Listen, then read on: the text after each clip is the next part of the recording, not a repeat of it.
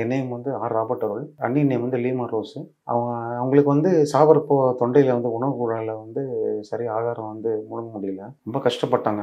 அப்புறம் எங்கேயோ பார்த்தோம் ஹாஸ்பிட்டல்ல. அப்புறம் என் ரிலேஷன் ஒருத்தர் ரெஃபர் பண்ணாங்க இங்க. புனர்ஜென் போங்க. நானு எங்க வீட்ல எல்லாரும் ஒரு 3 பேரும் இங்க பார்த்தோம். இங்க நல்லாயிருச்சு. நீங்க அங்கேயே போங்க அப்டின்னாங்க. அப்புறம் நெறைய பேரும் சொன்னாங்க. நல்ல ட்ரீட்மெண்ட் நல்லா அவங்க டாக்டர் சொன்ன பிரகாரம் நீங்க வந்து இன்ஜெக்ஷன் ஃபாலோ பண்ணுங்க. அந்த மெடிசின்ஸ்லாம் கன்டினியூவா நீங்க சாப்பிடுங்க. ஆல்ரெடி அன்னைக்கு வந்து ஒரு டோசேஜ் முடிஞ்சிருச்சு. 45 டேஸு. கொஞ்சம் பெட்டர் இம்ப்ரூவ்மெண்ட் அன்னைக்கு. கொஞ்சம் பெயின்லாம் கொஞ்சம் கம்மியா இருக்கு. டாக்டர் இப்ப தான் பார்த்தேன். கன்சல்ட் பண்ணி பேசினேன். டாக்டர் அண்ணிகிட்ட பேசினாரு வீடியோ கால்ல. பேசுனதுக்கு பரவாயில்லம்மா பெட்டரா இருக்கீங்க. இப்ப நாங்க தர இதே இந்த செகண்ட் டோஸ் அதே மெடிசின் கன்டின்யூ பண்ணுங்க. நல்லாயிடும். ஆனா வந்து மெடிசின்ஸ் மட்டும் எந்த காரணமும் கொண்டு நிறுத்தாதீங்க. மத்தபடி டயட் என்னென்ன சாப்பிடுறீங்க எல்லாமே சாப்பிடுங்க. உங்களுக்கு வந்து நல்லாயிடும். இம்ப்ரூவ்மெண்ட்ஸ் ஃபியூச்சர்ல கண்டிப்பா நல்லாருக்கும். அதெல்லாம் நல்லா நடக்குறாங்க சார். அதெல்லாம் வந்து நடக்குறாங்க. எந்த வித ப்ராப்ளம் இல்ல. அவங்க பாட்டுக்கு நடக்குறாங்க. அவங்க பாட்டுக்கு போறாங்க.